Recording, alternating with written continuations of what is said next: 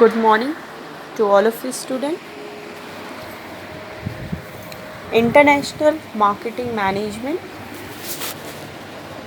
जिसमें कि आपका थर्ड यूनिट कंप्लीट हो चुका है। लास्ट क्लास में हम लोगों ने फोर्थ यूनिट स्टार्ट किया था। फोर्थ यूनिट में जो टॉपिक लास्ट क्लास में हम लोग स्टडी कर रहे थे वो था आपका steps in starting and export business. Okay, जो कि लास्ट क्लास में आपका कंप्लीट हो गया था। नेक्स्ट जो टॉपिक आपको स्टडी करना है, जो फोर्थ यूनिट में नेक्स्ट टॉपिक जो आपका है वो है product selection in export business. Okay, product selection ये आपका सिलेबस में मेंशन है, और क्योंकि ये इंटरनेशनल मार्केटिंग है तो यहाँ पर हम लोग एक्सपोर्ट से रिलेटेड चीज़ें स्टडी कर रहे हैं। तो ये जो प्रोडक्ट सिलेक्शन आपको स्टडी करना है ये भी आपका एक्सपोर्ट बिजनेस से ही रिलेटेड स्टडी करना है। ओके, तो स्टार्ट करते हैं हिंदी में। निर्यात व्यापार में उत्पाद चुनाव। निर्यात व्यापार में उत्पाद का चयन। ओके, सो लेट्स स्टार्ट करते हैं। सबसे पहले प्रोडक्ट सिलेक्शन एक्सपोर्ट बिजनेस के लिए जब भी हम लोग प्रोडक्ट कोई भी सेलेक्ट करते हैं तो पहले थोड़ा सा इंट्रोडक्शन पढ़ लेते हैं कि क्या है ये, उसके बाद स्टार्ट करेंगे इसके स्टेप्स हम लोग। So let's start. A key factor in any export business is clear understanding and detail knowledge of products to be exported. किसी भी एक्सपोर्ट बिजनेस का मेन जो की फैक्टर होता है वो आपका होता है detail knowledge of products to be exported. Means कोई भी एक्सपोर्टर जो कि अपने प्रोडक्ट्स जो कि अपने एक्सपोर्ट बिजनेस के लिए प्रोडक्ट को सेलेक्ट करना चाहता है, तो किसी भी एक्सपोर्ट बिजनेस का जो मेन सक्सेस डिपेंड होता है वो आपका डिटेल नॉलेज ऑफ प्रोडक्ट्स पे ही डिपेंड करता है। मीन्स अगर एक्सपोर्टर अपने प्रोडक्ट्स की डिटेल नॉलेज जानता है या प्रोडक्ट को सेलेक्ट करने में अगर उसे पूरी जानकारी है तो वो अपने एक्सपोर्ट बिजनेस में सक्सेस अचीव कर सकता है। क्लियर है?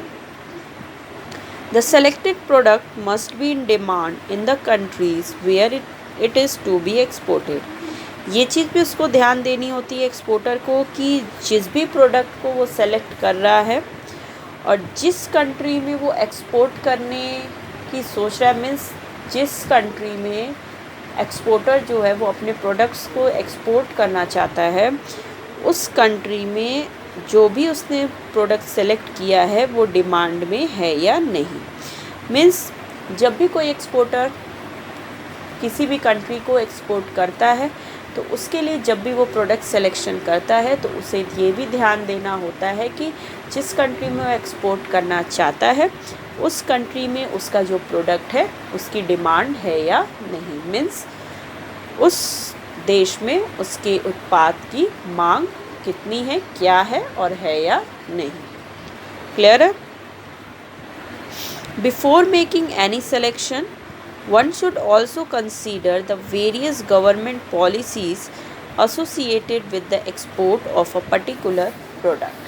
इसके अलावा किसी भी सिलेक्शन को मीन्स कोई भी प्रोडक्ट को सेलेक्ट करने से पहले एक्सपोर्टर को वेरियस जो गवर्नमेंट पॉलिसीज़ हैं उसे भी ध्यान देना होता है।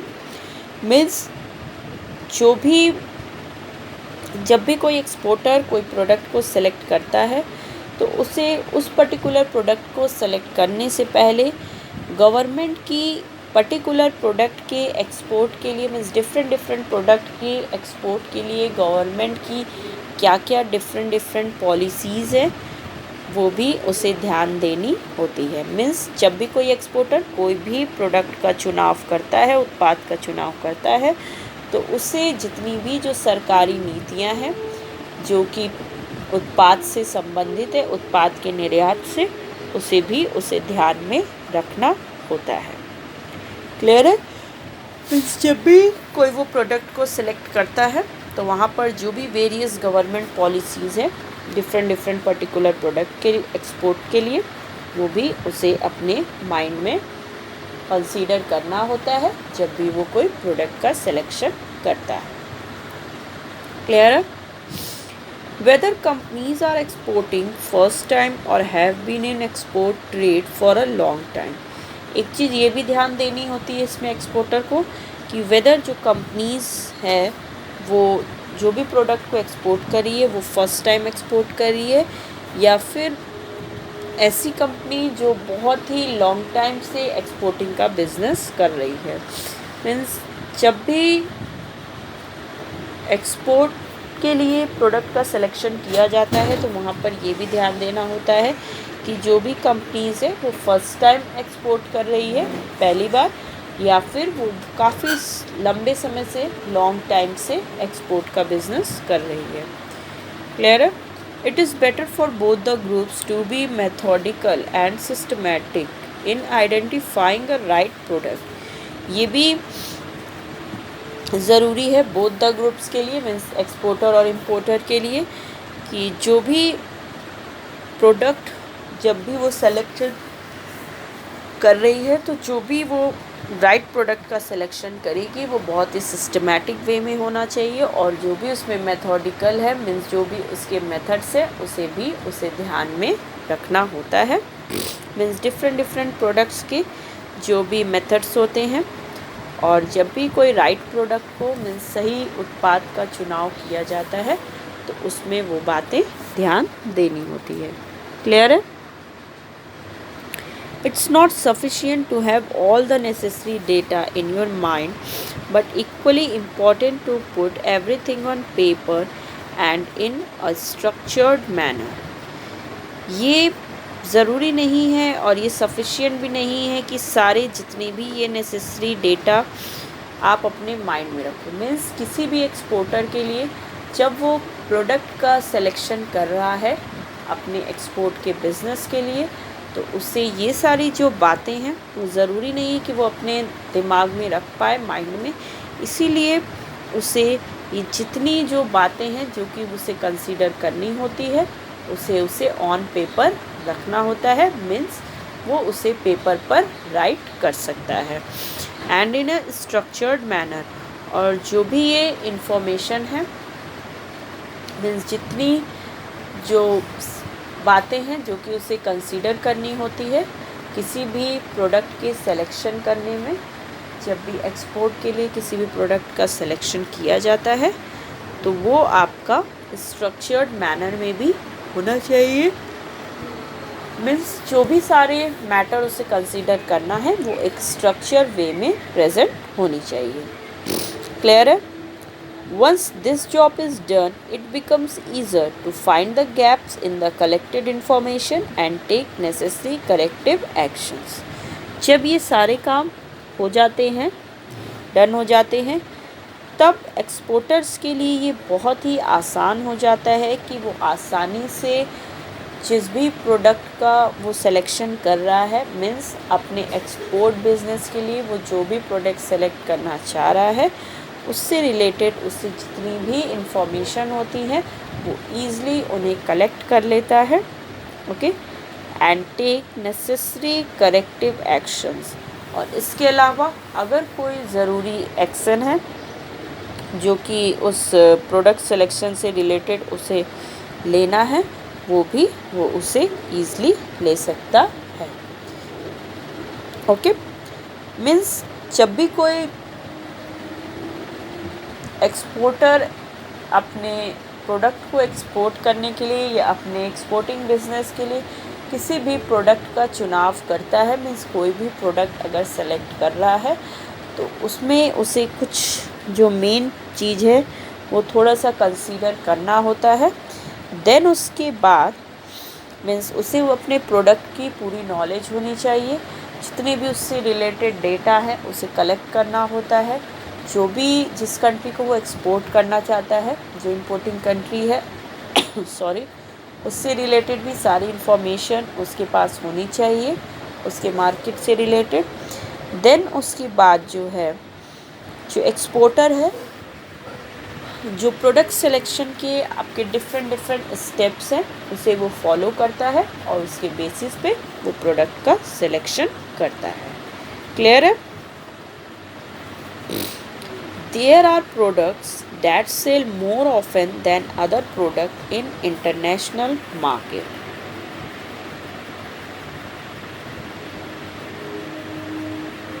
यहाँ पर बहुत सारे ऐसे प्रोडक्ट्स हैं जो कि ज़्यादातर इंटरनेशनल मार्केट में सेल किए जाते हैं. It is not very difficult to find them from various market research tools.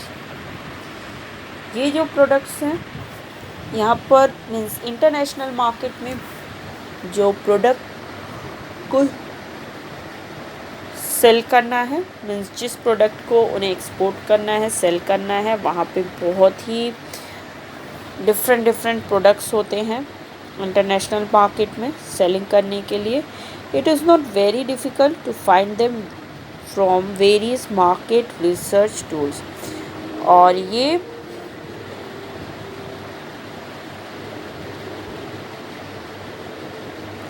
किसी भी it is not very difficult to find them from various market tools.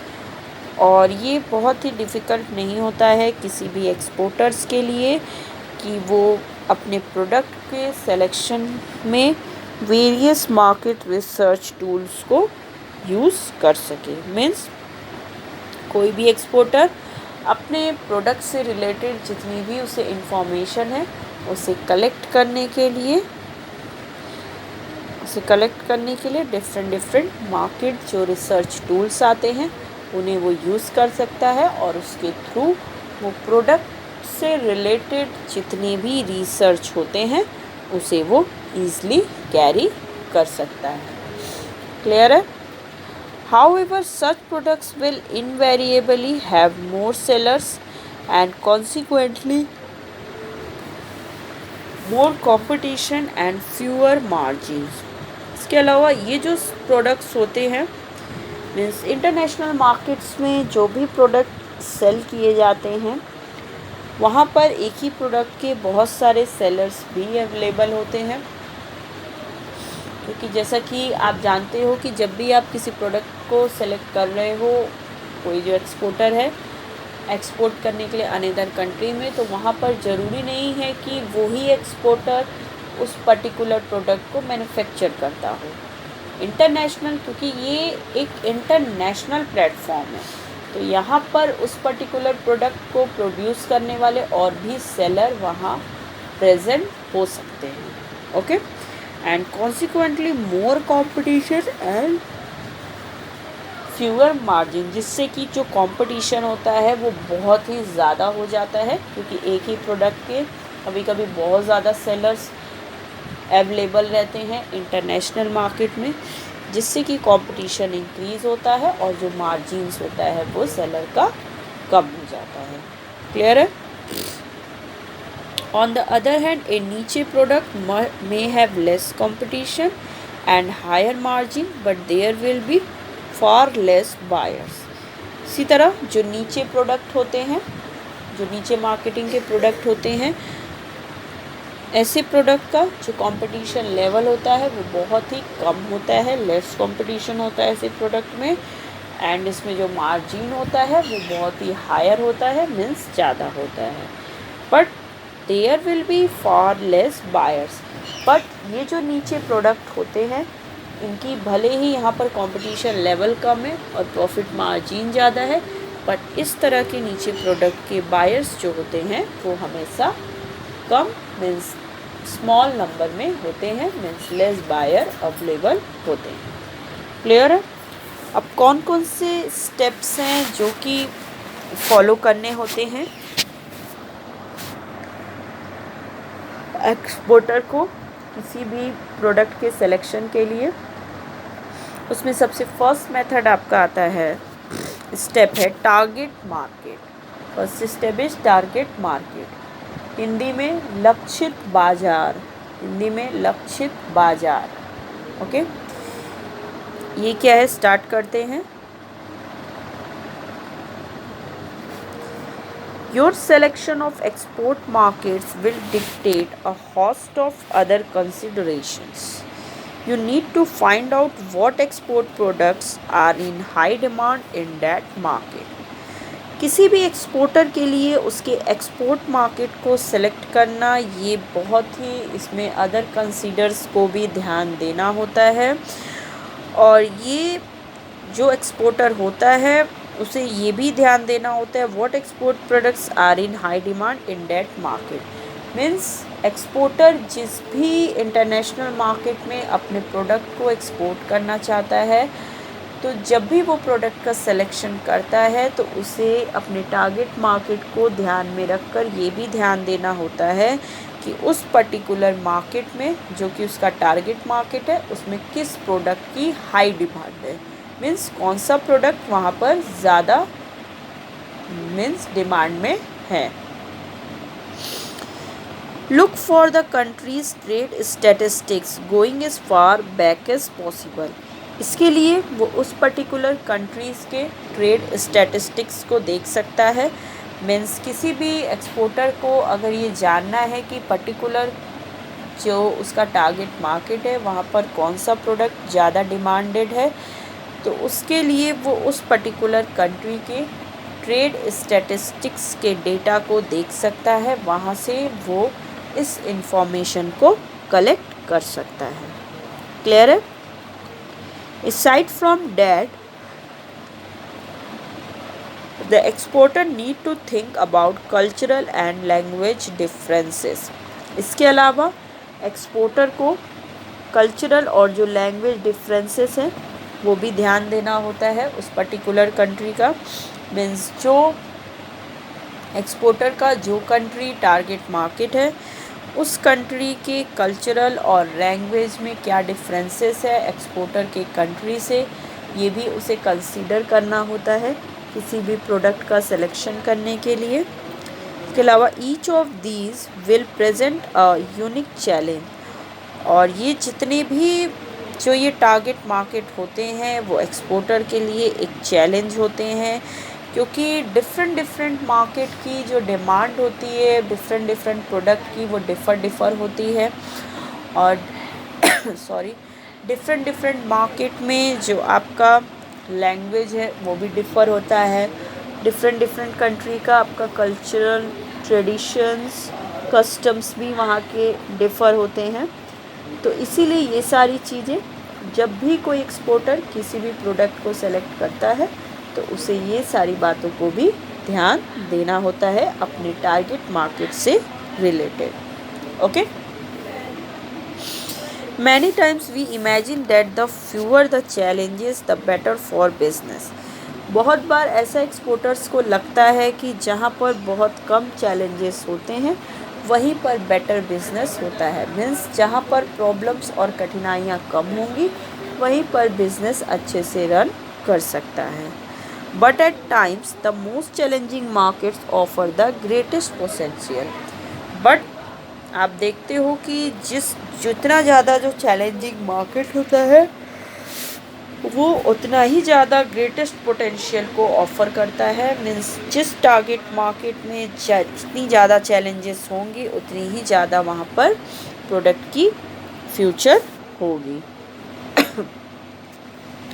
So find out whether you can surmount the obstacles and make a key। इसीलिए exporters को ये सोचना पड़ता है कि या तो वो ऑब्स्टिकल्स को, बाधाओं को फेस करेगा या फिर वो उस टारगेट मार्केट से अपने आप को स्विच ऑफ करेगा।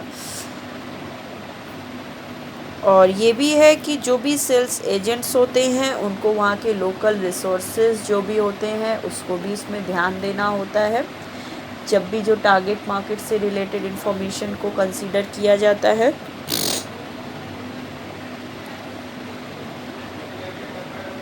इसके अलावा it is also vital to consider the business environment in potential target market. इसके अलावा जो भी टारगेट मार्केट जो एक्सपोर्टर ने सेलेक्ट किया है वहाँ की बिजनेस इन्वायरमेंट को भी उसे कंसीडर करना होता है। मीन्स उसे देखना होता है कि उस पर्टिकुलर टारगेट मार्केट कंट्री की कैसी बिजनेस इन्वायरमेंट है, ये भी उसे ध्यान देना होता है। Think about how the transport infrastructure, weather and climate conditions will impact on your trade। और एक्सपोर्टर को ये भी देखना होता है कि उस पर्टिकुलर कंट्री जहाँ की वो एक्सपोर्ट करना चाहता है, जिसके लिए वो प्रोडक्ट सेलेक्ट कर रहा है, वहाँ पे ट्रांसपोर्ट इंफ्रास्ट्रक्चर की क्या फैसिलिटी है, वहाँ का वेदर एंड क्लाइमेट कंडीशंस कैसा है, ये भी उस एक्सपोर्टर के ट्रेड को इफ़ेक्ट करता है।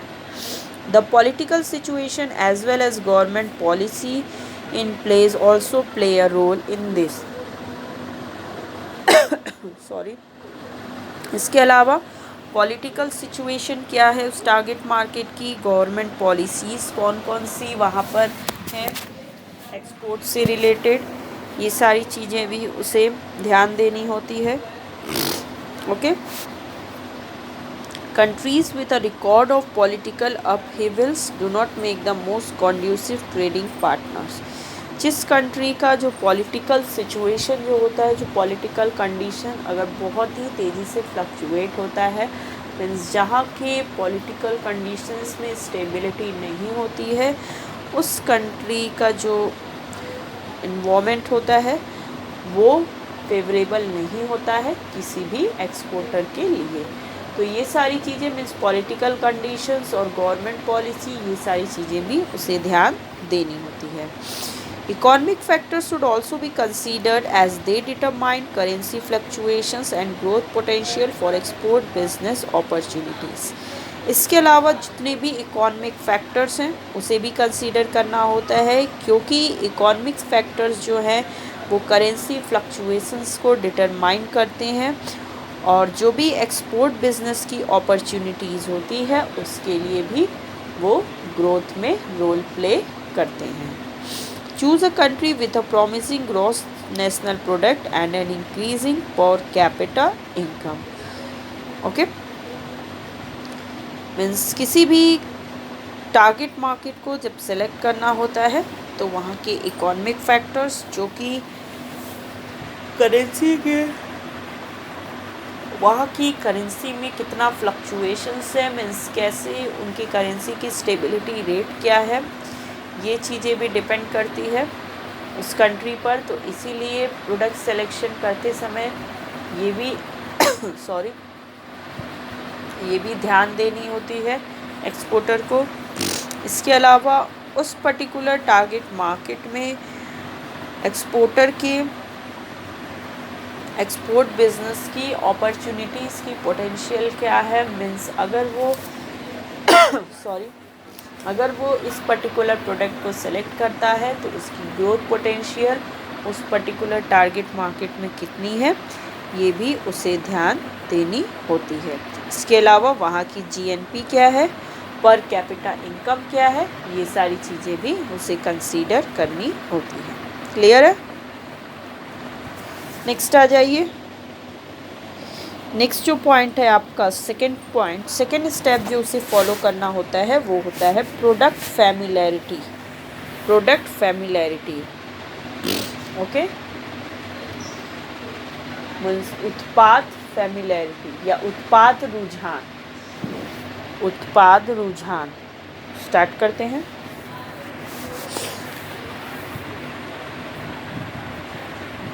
With through knowledge of the target market, you could begin to formulate a product list of promising items. जब एक्सपोर्टर्स को अपने टारगेट मार्केट की पूरी नॉलेज हो जाती है, देन वो एक प्रोडक्ट लिस्ट प्रिपेयर करता है प्रॉमिसिंग आइटम्स की। मीन्स जो जो वो प्रोडक्ट उसको ऐसा लगता है कि उस पर्टिकुलर टारगेट मार्केट में उसकी अपॉर्चुनिटीज़ अच्छी है, उनकी एक वो लिस्ट को प्रिपेयर करता है।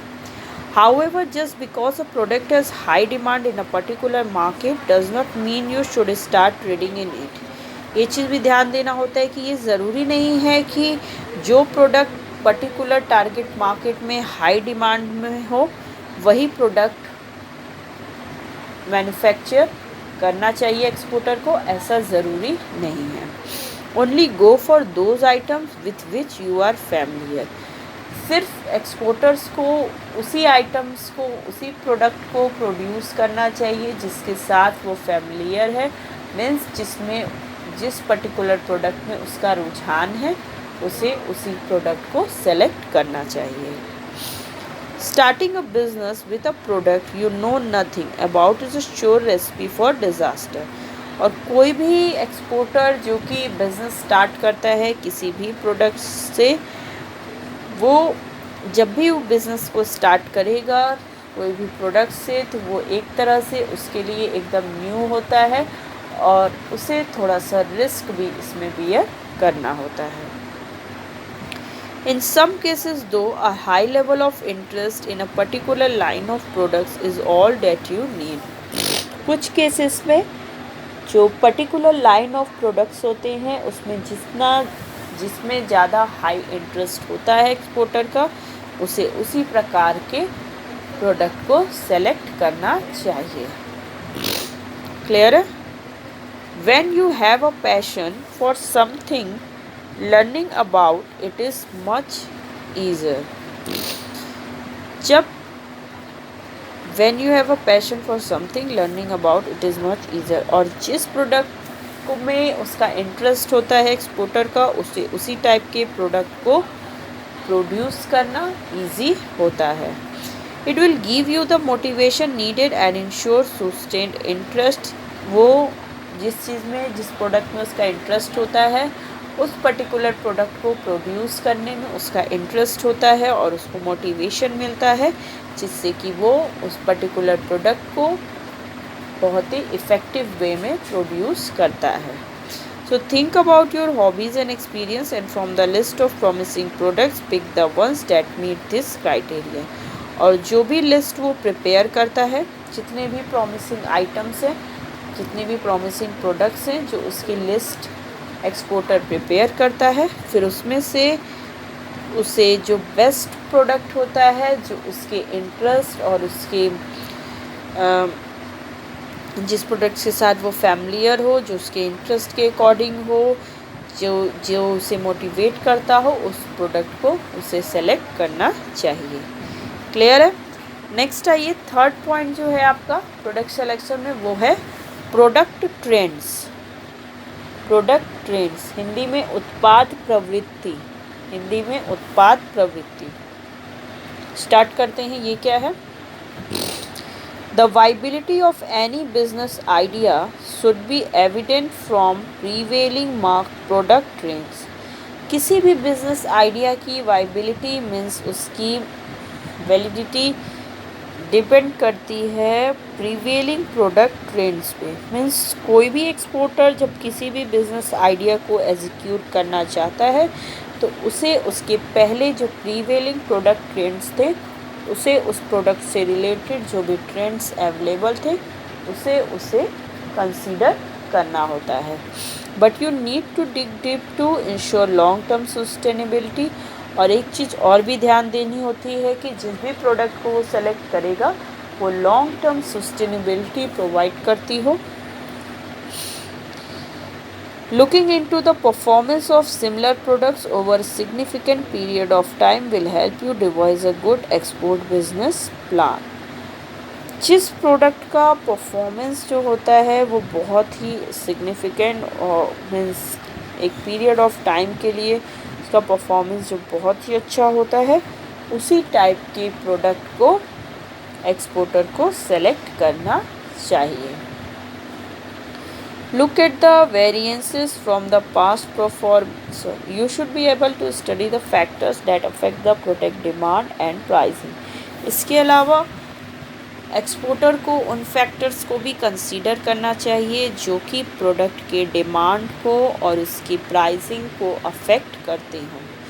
इसके अलावा जो भी पास्ट परफॉर्मेंस में वेरिएंसेस हैं वो भी उसे कंसीडर करना होता है और जो भी करेंट ट्रेंड्स हैं उस पर्टिकुलर प्रोडक्ट से रिलेटेड उसे कंसीडर करना होता है. This gives you a thorough overview of the select item and helps you make an informed decision. ये जो सारी चीज़ें रहती हैं जब वो कंसीडर करता है तो वो किसी भी प्रोडक्ट को आसानी से सेलेक्ट कर सकता है और वो पर्टिकुलर जितने भी प्रोडक्ट अवेलेबल हैं उन सब में से एक वो इन्फॉर्म डिसीज़न ले सकता है प्रोडक्ट से रिलेटेड. ओके, मीन्स जो भी वो प्रोडक्ट सेलेक्ट करेगा वो आपका बेस्ड होगा ये सारी क्राइटेरियाओं पे, जिससे कि वो इजी और आसानी से वो प्रोडक्ट का सिलेक्शन कर सकता है। क्लियर है? इसमें और भी पॉइंट्स हैं आपके डिफरेंट जो आपको नेक्स्ट क्लास में हम लोग डिस्कस करेंगे। सो आज की क्लास में इतना ही है students. So the class is over.